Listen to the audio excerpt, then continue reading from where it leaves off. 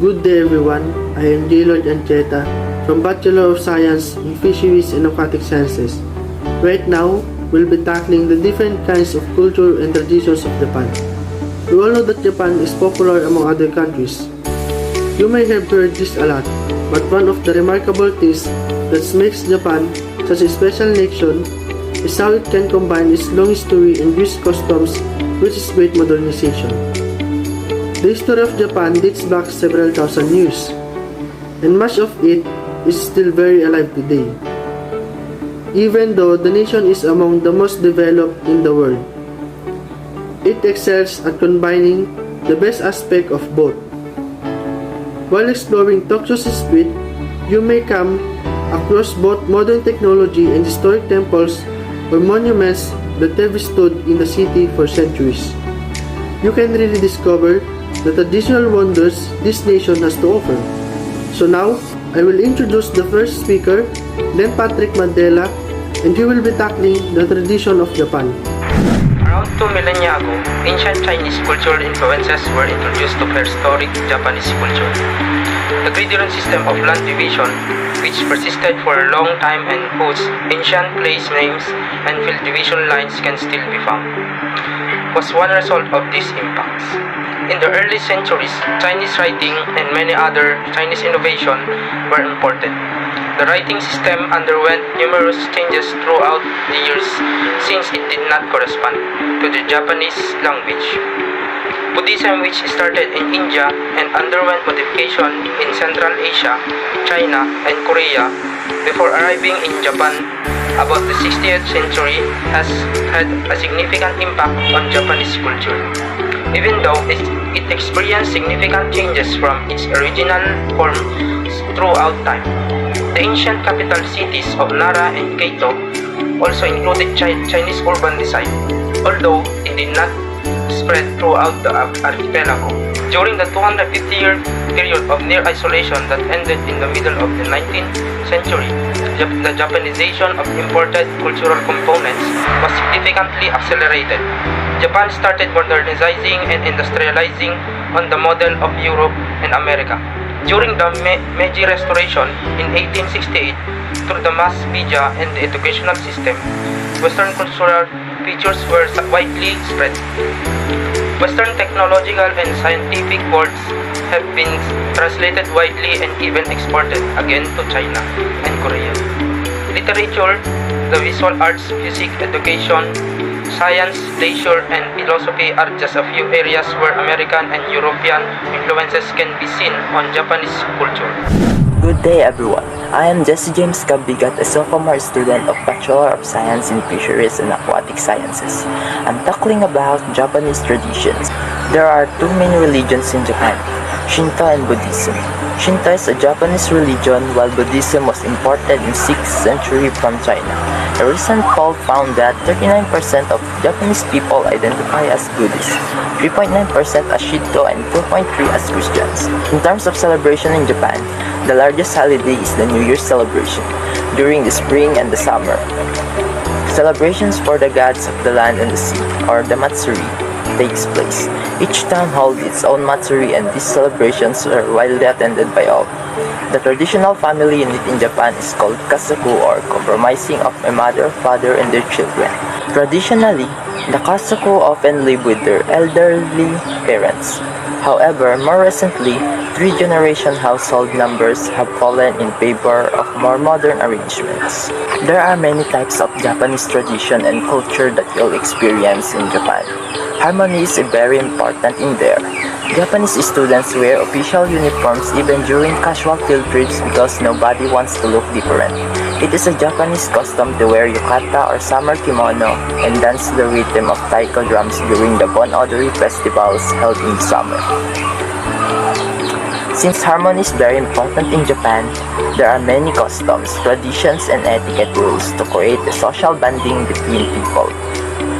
Some of the interesting traditions that surprise foreigners are taking off shoes when entering someone's house, wearing a mask when sick, not shaking hands and not hugging when meeting with loved ones, bowing 45 degrees to show respect, making the slurping sound when eating noodles, symbolically washing hands when entering a shrine, wearing slippers when using the restroom. The culture of Japan that I will go to introduce to you is the Seijin no Hi. Coming of age day, also known as Seijin no Hi, is a significant occasion for young people in Japan. In Japan, you can vote, drive, drink, and gamble once you reach the legal age of majority, which is 20. People gather to honor those who turned 20 in the previous year on this day. Every year on the second Monday of January, a national holiday, Seijin Shiki, coming of age rituals are held in city halls all around the nation. A lot of young adults dress up in traditional costume for coming of age celebrations, which is sight to witness. Young women dress in furisod or formal kimono style with long sleeves that almost reach the floor. With their vibrant colors and eye-catching designs, furisod are like moving works of art. Furisod are now worn for formal occasions like Seijin Shiki and college graduations, while they were once worn by young women to indicate that they are of age and unmarried. Most young women will hire a furisod for the day because purchasing one can cost thousands of dollars on their particular day. On this day, young women will go all out with elaborate hairstyles that correspond with their furisod. Young men attending these ceremonies can be seen either in suits or the traditional men's kimono known as hakama, which are often worn with haori jackets. Next is the tradition in Japan, which is the no tipping is required in their country. In Japan, tips are not expected. In certain circumstances, it may even be viewed as impolite and disrespectful. The majority of Japanese restaurants ask patrons to pay at the front desk rather than giving cash to the waiter or waitress. Additionally, it is not necessary to tip for bus or taxi, transportation, or many hotel services. However, this is about people doing their job with pride rather than hoping for a tip. You will likely receive some of the best service in the world here. Even while tipping is not generally expected in Japan, there can still be a few exceptions during your visit. The first exception is simply a service provider who takes your tip, either out of courtesy to you by not declining it or out of a desire to make a little extra money. Just because tipping isn't usual doesn't mean it doesn't happen. When you've just completed a tour or other unique service, you are not expected to tip. On these occasions, tipping is optional but may be appreciated. If you do a tip, a guide, don't just give the person providing the service a couple bills and leave. Make sure to place the gratuity in a pretty envelope, seal it, and then present it to the receiver with small bow. In Japan, it's often considered impolite to take cash out of your wallet to use as a tip. Another culture of Japan is knowing how to use chopsticks. Chopsticks are essential for eating Japanese food, yet in the worst situation, you might be able to convert to a fork. In Japan, using chopsticks to subcut or stick them vertically in your food is deemed improper. For instance, it's best to place your chopsticks upright in the rice. If you need to cut up a big piece of food like tempura, you can always just leave it with the chopsticks and take a bite off. When you're finished eating, you can set your chopsticks in front of you with the tips of facing the left. Although it may seem silly, doing so is more appropriate than stabbing or breaking it up with your chopsticks, because for the Japanese, this practice is often associated with funeral customs. Setsubun. Another Japanese tradition is observing Setsubun. Setsubun is a Japanese holiday which takes place the day before spring in Japan. On this holiday, the Japanese believe that the spirit world is closest to our world. One activity during the holiday is called mamimaki. This is where the children are given the opportunity to scare the demons out of their house. During mamimaki, a parent will put an animus to represent the demon, and they scare their children. The children then fend off the demons by throwing soybeans. This is still a popular Japanese tradition in the household, but many people attend a temple where mamimaki takes place as a part of their spring festival. Another Japan culture is omiyage. So, what is omiyage? Omiyage, or bring the gift of food. The concept of omiyage translates as a souvenir to bring back to your loved ones and work colleagues from any trips, long or short, international or domestic. That's why you'll notice that at train stations and airports, there are entire shops filled with a plethora of food products. Though we're all familiar with the idea of souvenirs, you must understand that in Japan, it is seen more as an expected give to give and get, rather than something you shop or if you happen to feel to like it.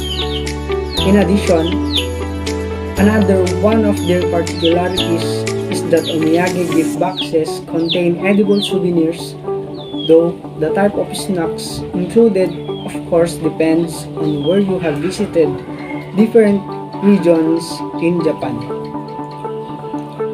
Japan sells different kinds of snacks. For example, stay away from shot skis like magnets and shot glasses. Instead, food items like matcha flavored snacks or mochi are more the tradition.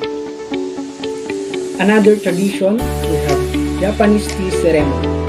Japanese tea ceremony is a form of tea ceremony and a Japanese cultural activity involving the ceremonial preparation and presentation of matcha powdered green tea. The art of which is called kemei. Zen Buddhism was a primary influence in the development of the Japanese tea ceremony. Japanese tea ceremony represents harmony, respect, purity, and tranquility, which we must embrace in order to achieve the main purpose of the tea ceremony.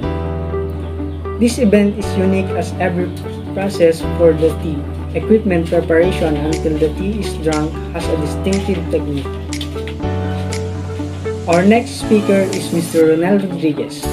He will be tackling the interesting culture and tradition of Japan. Thank you, Mr. Ragual. Another tradition of Japan is sumo, judo, and karate. Sumo, judo, and karate are traditional Japanese sports, and baseball, soccer, and rugby have been adopted from other cultures. Sumo is the national sports of Japan, and to this day is primarily practiced only in Japan. Modern sumo was formed during the Edo era, and little has changed since. Another culture in Japan is bowing. Bowing is one of the key differences in Japanese etiquette. They don't shake hands in Japan. Instead, they bow. When bowing, don't bow from the neck, like the British bow to the Queen, but bow by hanging at your hips. The deeper you bow, the more respect you're showing. Our next speaker is Miss Jamille Marquez. She will be tackling the interesting culture and tradition of Japan. Thank you, Mr. Ronel. Another culture is Japanese body language. Nodding is very important when listening to Japanese speak, especially in English and understanding the speaker. Silence is a natural and expected form of non-verbal communication. Do not feel a need to chatter. Do not stand close to a Japanese person. Avoid touching. Do not beckon older people. Sit erect with both feet on the floor. Never sit with ankle overly. Waving a hand back and forth with palm forward in front of face means no or I don't know. This is a polite response to a compliment. Another tradition is cherry blossom viewing. In Japan, witnessing the cherry blossoms is synonymous with spring.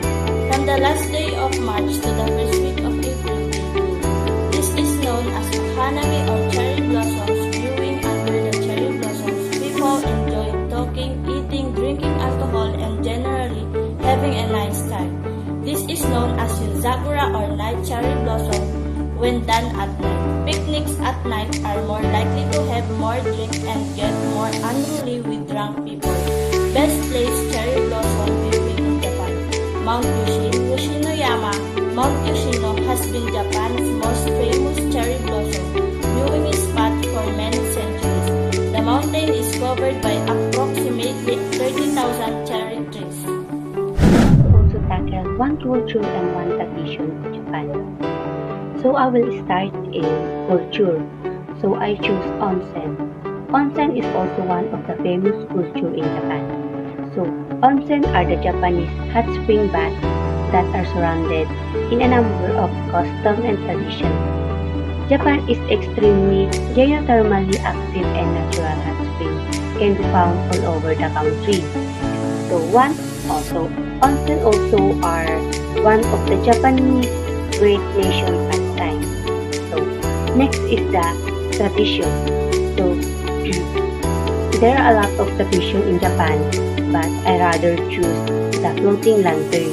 So the Japanese tradition of floating lantern in rivers known as the Toro Nagashi. So Toro Nagashi is a ceremony that represents the journey of soul to the afterlife. It is used to celebrate the Japanese Obon holiday. It's a time of year when it's your beloved or your loved ones want to return in this world. So Toro Nagashi also ceremony called used to commemorate tragic events such as what they call that, the atomic bombing of Hiroshima. Oh, yes, that is the Hiroshima. Atomic bombing of Hiroshima. I'm Rhemely Cueto, and I will be talking about one of the cultures in Japan, which is taking off footwear. This is something that confuses many visitors to Japan, but is so easy to understand. It is customary in Japan to take off your shoes when entering a traditional ryokan or guest house, a home, temple, or the occasional restaurant, for example. Traditionally, the Japanese took off their shoes when entering homes, as people would sleep, eat, and eat on the tatami mat floors, and footwear worn outside would spread dirt across the living area. Today, people still take off their footwear, partly to keep the inside of the building clean, but also as a sign of respect. And for tradition, we have Hinamatsuri. Early in spring every year, families with daughters celebrate Girls' Day in Japan. It's referred to Hinamatsuri in Japanese, which means doll festival. And for this reason, it's also known as Doll's Day on March 3rd. Parents wish and pray for the healthy growth and happiness of their daughters. The Japanese celebrate the event by displaying traditional dolls and enjoying special dishes and desserts. At the end of the presentation, we've been tackled about the culture and traditions of Japan. So far, the culture and tradition of Japan is magnificent than the other countries. We picture out how far the development of Japan when it comes to their culture and traditions, but also in their economy. Because their fast innovation, that's why it can be covered also the economy of Japan, and it results for a good value in their country. Thank you for listening, and we're hoping that what we have been presented in our report should not be far in our topic. Thank you, and God bless.